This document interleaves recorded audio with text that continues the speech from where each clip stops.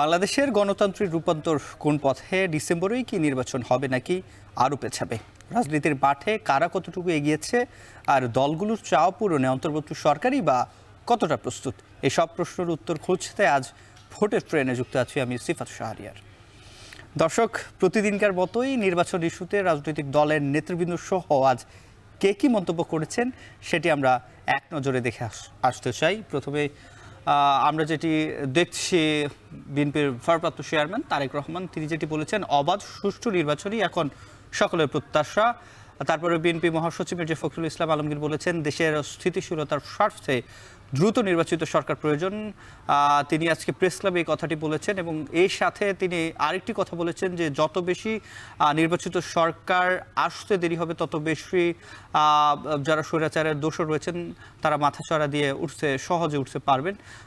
এবং এখানে একই অনুষ্ঠানে অধ্যাপক মিয়া গোলাম পরোয়ার, যিনি বাংলাদেশ জামায়াতে ইসলামের সেক্রেটারি জেনারেল, তিনি যেটি বলেছেন, প্রয়োজনীয় সংস্কার শেষ করেই দ্রুত নির্বাচনী রোডম্যাপ দেওয়া প্রয়োজন। এবং আজকে প্রধান নির্বাচন কমিশনার এএমএম নাসির উদ্দিন কথা বলেছেন, তিনি যেটি বলেছেন, আগামী জাতীয় সংসদ নির্বাচন আয়োজনে সাহায্য করতে চাই ইউরোপীয় ইউনিয়ন। আমরা সারাদিনই দেখেছি বিভিন্ন রাজনৈতিক দল এবং নির্বাচন কমিশনার সহ অনেকেই নির্বাচন ইস্যুতে কথা বলেছেন। এই নির্বাচন বিষয়ে এবং সামনের রাজনীতি সব বিষয়ে আলোচনার জন্য আজ ভোটের ট্রেনে আমাদের সঙ্গে যুক্ত আছেন বিএনপির নির্বাহী কমিটির সদস্য ও সাবেক সংসদ সদস্য নাজিমউদ্দিন আলম। আপনাকে স্বাগত ভোটের ট্রেনে। আপনারা বিএনপির পক্ষ থেকে দ্রুত একটি জাতীয় সংসদ নির্বাচন আয়োজনের কথা বলছেন এবং জোর তাগিদ দিচ্ছেন ডিসেম্বরের মধ্যে যাতে নির্বাচনটি হয়। বিএনপি ভোটের মাঠ কতটুকু প্রস্তুত রেখেছে ডিসেম্বরের নির্বাচন আয়োজন হলে তারা অংশগ্রহণ করার জন্য, জানতে চাই। ধন্যবাদ আপনাকে এবং যারা আমাদের আজকে অনুষ্ঠান দেখছেন সবাইকে আমার সালাম, আসসালামু আলাইকুম।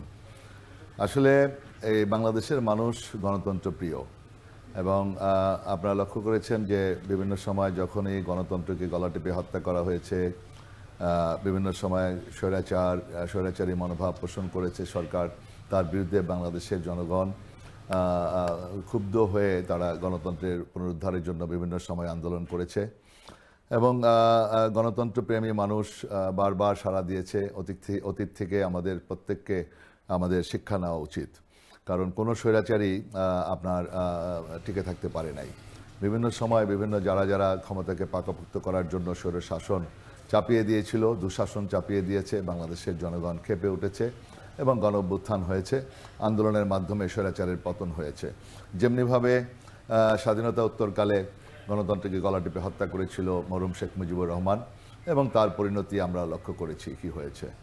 এবং আওয়ামী লীগ বিভিন্ন সময় যখনই ক্ষমতা এসেছে তারা ক্ষমতাকে পাকাপোক্ত করার জন্য একদলীয় শাসন ব্যবস্থা কায়েম করেছে এবং শেখ হাসিনা মাফিয়া সরকারও একইভাবে গণতন্ত্রকে গলা টিপে হত্যা করেছে, জনগণের ভোট চুরি করেছে, ভোট ডাকাতি করেছে এবং স্বৈরাচারী কায়দায় তারা দেশ শাসন করেছে। 17টি বছর কিভাবে আন্দোলন করেছিলাম স্বৈরাচারের বিরুদ্ধে।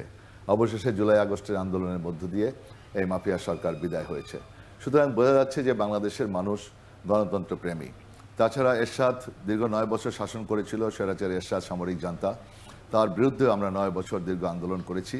সেখানে বারবার আমাদের দেশনেত্রী বেগম খালেদা জিয়া, বিএনপির চেয়ারপারসন, তিনি আন্দোলনের মাধ্যমে তার নেতৃত্বে আমরা সফল একটি ছাত্র গণ অভ্যুত্থান উপহার দিয়েছিলাম। তারপরে স্বৈরাচারী এরশাদ বিদায় নিয়েছে এবং গণতন্ত্র পুনঃপ্রতিষ্ঠা হয়েছে এবং সেই গণতান্ত্রিক আন্দোলনে সবচাইতে নেতৃত্ব দিয়েছেন বেগম খালেদা জিয়া।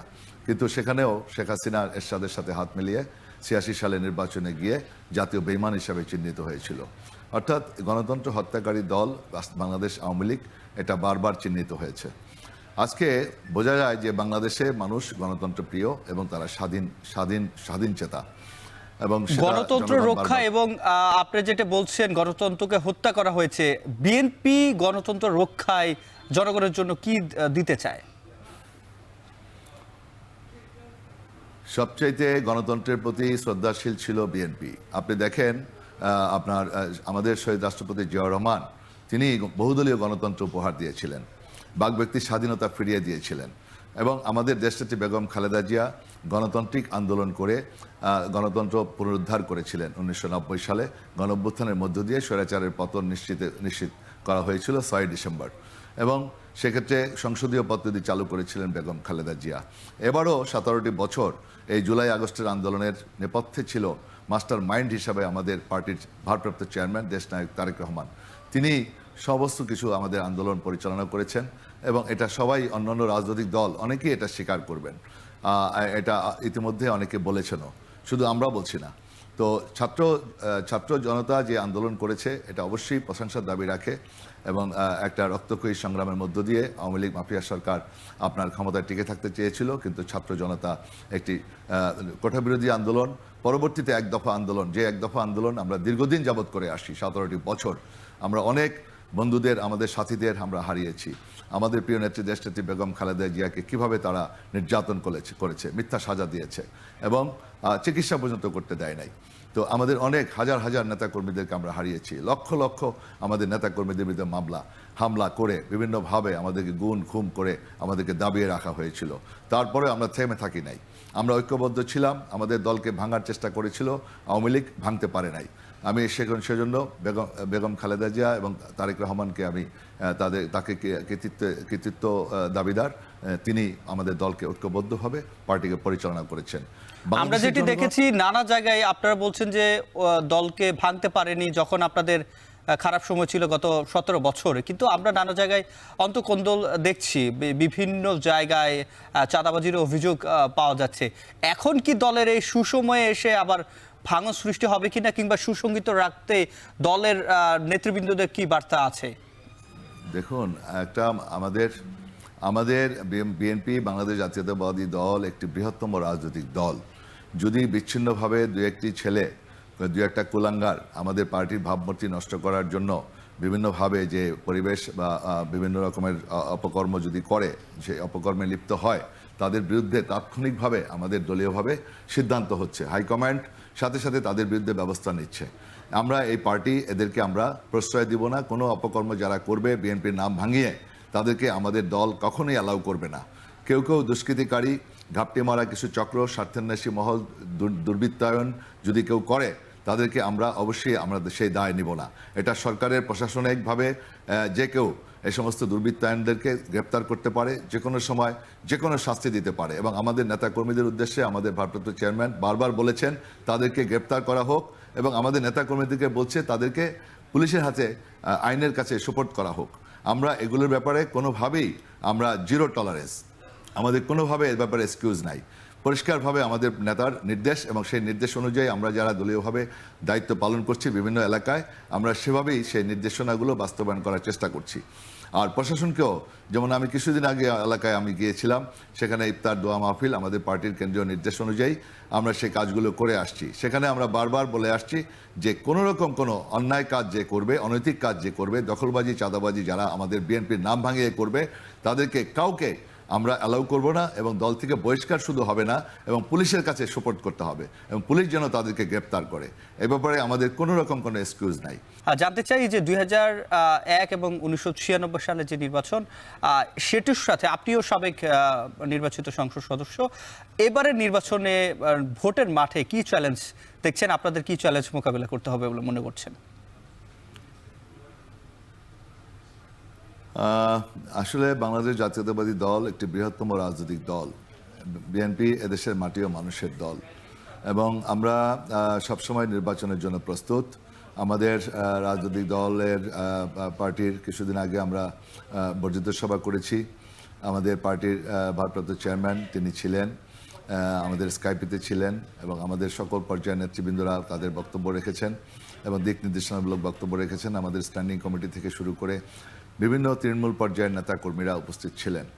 সেখানে আমাদের পরিষ্কার, আমরা সম্পূর্ণভাবে আমরা নির্বাচনের জন্য প্রস্তুত, এবং আমাদেরকে নির্বাচনের জন্য প্রস্তুত থাকার কথা বলা হয়েছে।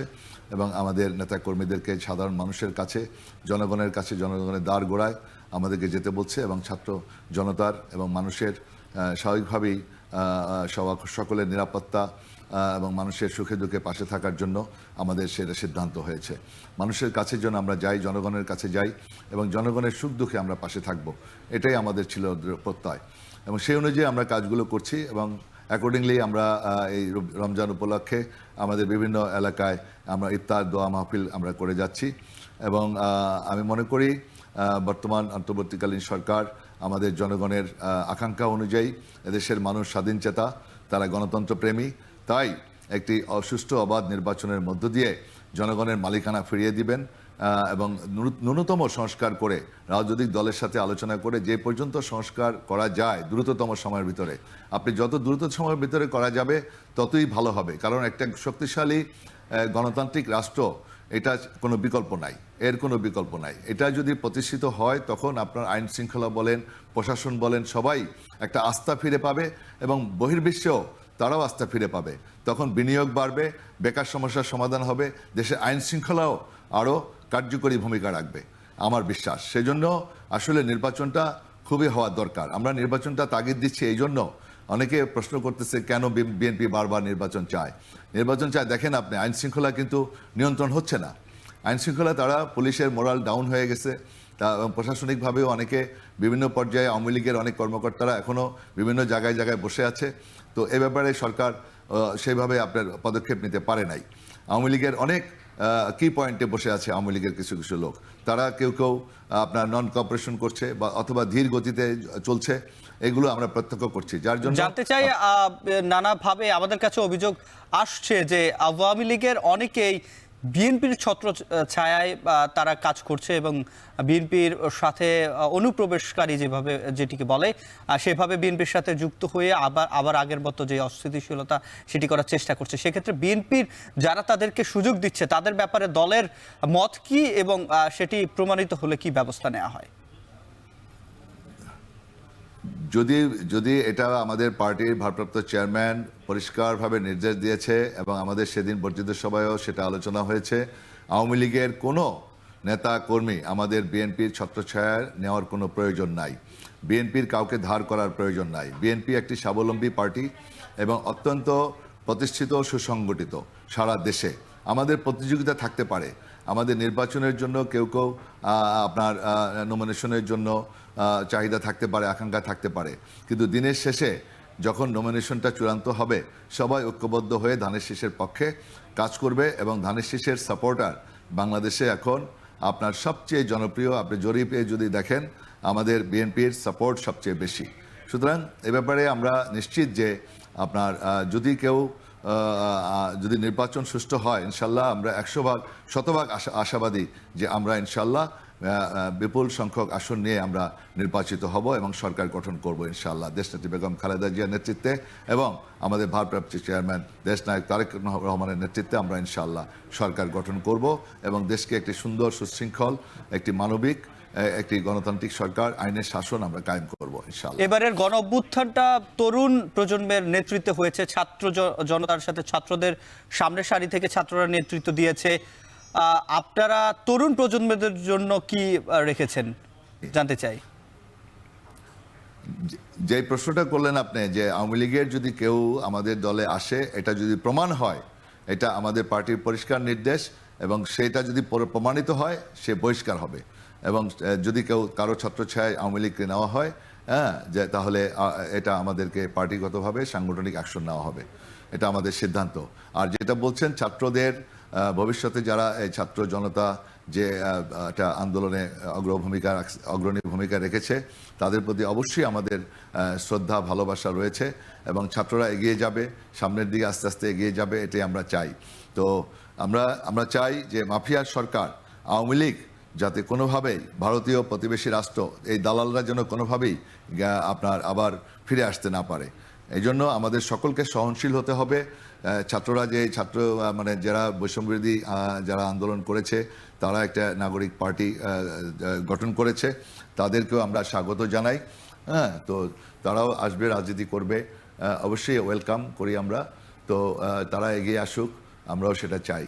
আমরা যারা নির্যাতিত এই আওয়ামী লীগের বিরুদ্ধে আমরা যারা রাজনীতি করেছি, আন্দোলন করেছি, সংগ্রাম করেছি দীর্ঘদিন, এটা আমাদের পার্টির চেয়ারপারসন ভারপ্রাপ্ত চেয়ারম্যান দেশনায়ক তারেক রহমান সাহেব তিনিও বারবার বলেছেন আমরা সবাইকে নিয়ে আমরা দেশ পরিচালনা করতে চাই, রাষ্ট্র পরিচালনা করতে চাই এবং রাষ্ট্রকে আমরা সুন্দরভাবে একটি স্বনির্ভর দেশ বাংলাদেশ, একটি সুন্দর বাংলাদেশ আমরা গড়ে তুলতে চাই সবাইকে নিয়ে। তো আমরা আসলে ওই সংকীর্ণতা রাজনীতিতে বিশ্বাস করি না। আমরা একটু উদারভাবে চিন্তা করি, আমাদের নেতাও উদারভাবে চিন্তা করছেন, এবং আমরা চাই সবাইকেই নিয়েই আমরা এই দেশটাকে গড়ে তুলব, এটাই আমাদের প্রত্যাশা। আর সরকার যেটি বলছে যে ন্যূনতম সংস্কার করার পরে, এটি সব শেষ প্রশ্ন আমার, আর তারপরে নির্বাচন দেওয়ার কথা বলছেন তারা। আপনারা এখন পর্যন্ত দৃশ্যমান সরকারের কি সংস্কার কার্যক্রম দেখতে পেয়েছেন যেটি নির্বাচন আয়োজনে সহায়ক হবে বলে মনে করছেন?